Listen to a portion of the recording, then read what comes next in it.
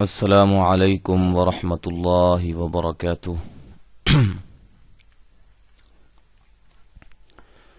ہم نے ادغام کا باب جو ہے وہ ختم کر دیا تھا۔ مکمل سبق جو ہے وہ ہمارا ادغام کے حوالے سے ہو گیا۔ تو میں نے کہا تھا کہ انشاءاللہ تعالی اگلے سبق میں آپ کو میں ایک دفعہ پھر جو ہے وہ نون ساکن اور تنوین کے قواعد اور اسی طرح میم ساکن کے قواعد جو ہے وہ میں بیان کروں گا۔ تو آج انشاءاللہ ہم اس کو سمجھتے ہیں، اس کا خلاصہ بڑے ہی آسان طریقہ کار انشاءاللہ ہوگا، لیکن اس کے لیے شرط یہ ہے کہ آپ کی توجہ چاہیے۔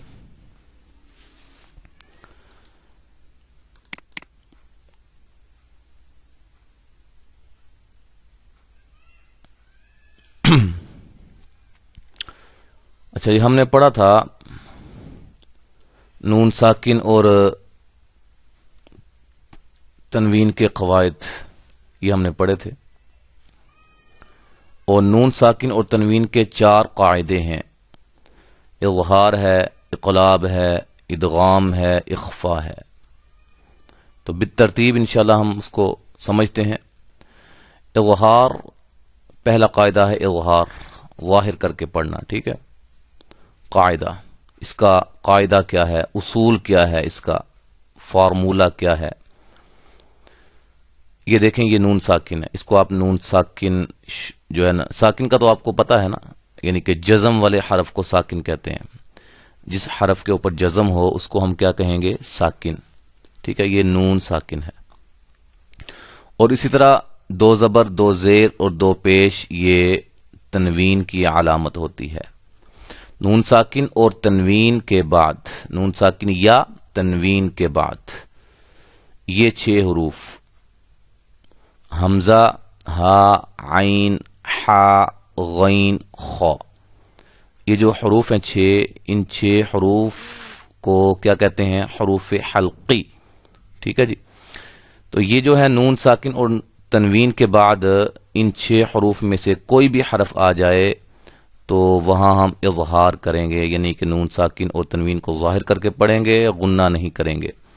اس کی مثال یہ دیکھیں آپ کے سامنے، من، یہ نون ساکن ہے، نون ساکن کے بعد عین آ گئی ہے، عین یہ دیکھیں، یہ عین ہے ادھر حروف حلقی میں سے، لہذا ہم اس کو من علق، اس کو من علق نہیں کریں گے، غلط نہیں، من یہ غلط ہوگا، جیسے غنہ کر کے اس کو پڑھیں گے تو یہ غلط شمار ہوگا۔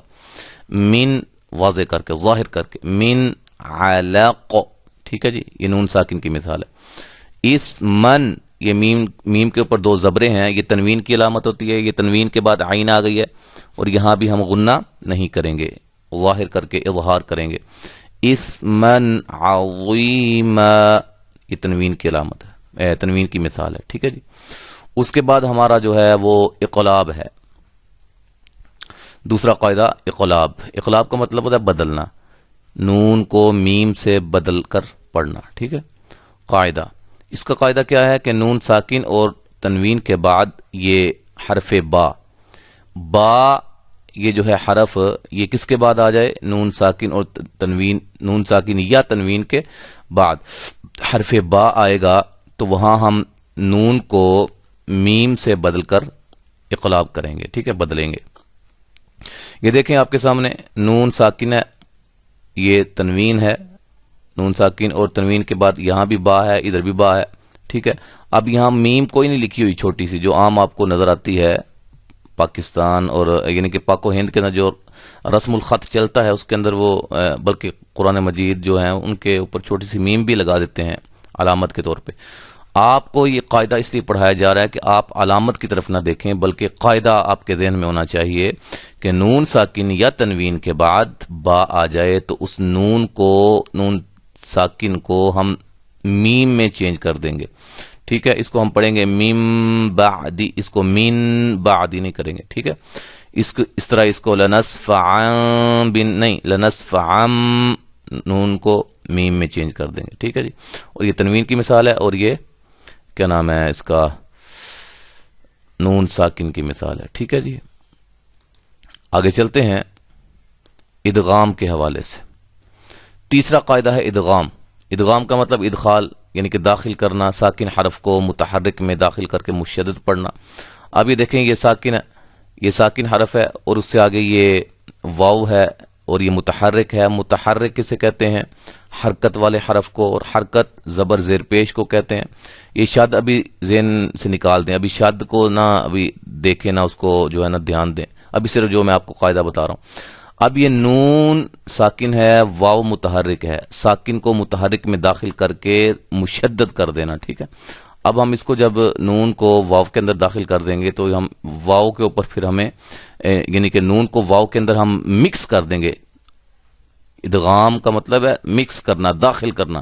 ٹھیک ہے، اس کو ہم پھر من والن پڑھیں گے، بلکہ میو، یہ میم ڈائریکٹ واو کے ساتھ جو ہے نا وہ مل گئی، نون کا اس کے اندر ادغام ہو گیا. اس کو ہم پڑھیں گے میو والن والن، میو والن. ٹھیک ہے، تو قاعدہ اس کا کیا ہے کہ نون ساکن اور تنوین کے بعد یہ یرملون، یرملون، یا را میم لام واو نون، جیسے کہ میں نے نیچے بھی لکھا ہوا ہے. یہ حروف ہیں 6. یہ 6 حروف نون ساکن اور تنوین کے بعد آ جائیں تو ادغام ہوتا ہے. ٹھیک ہے، کیا ہوتا ہے؟ ادغام. پھر ادغام کی 2 قسمیں آگے ہیں، ایک ادغام غننے کے ساتھ ہے، ادغام بغیر غننے کے ساتھ ہے. ادغام غننے کے ساتھ کب ہوگا؟ جب نون ساکن اور تنوین کے بعد یہ یو مینو، یہ جو یو مینو میں نے ایک کلمہ لکھا ہے، یہ مجموعہ ہے ان حروف کا، یا واو میم نون. تو یا واو میم نون، یہ 4 حروف نون ساکن اور تنوین کے بعد آ جائیں تو وہاں ہم ادغام معال غنہ کریں گے، غننے کے ساتھ ادغام کریں گے. جیسے یہ مثالیں آپ کے سامنے ہیں، یہ دونوں مثالیں نون ساکن کی ہیں. نون ساکن کے بعد یا آ گئی ہے، یہ دیکھیں یا ہے، نون ساکن کے بعد واو ہے، واو ہے. ٹھیک ہے، اس کو میو والن میں یشاء، پورا غنہ مقدار 1 الف.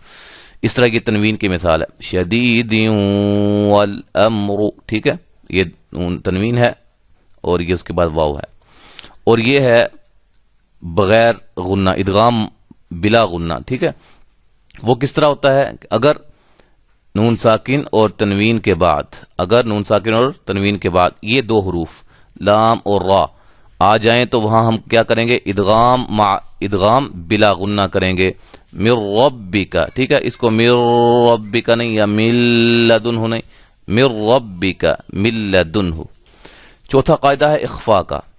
اخفاء کا مطلب چھپانا. ٹھیک ہے، تو قاعدہ کیا ہے اس کا؟ نون ساکن اور تنوین کے بعد حروف حلقی، کیونکہ حروف حلقی آئیں گے تو اظہار ہوگا، یرملون آئیں گے تو ادغام ہوگا، با آئے گا تو کیا ہوگا؟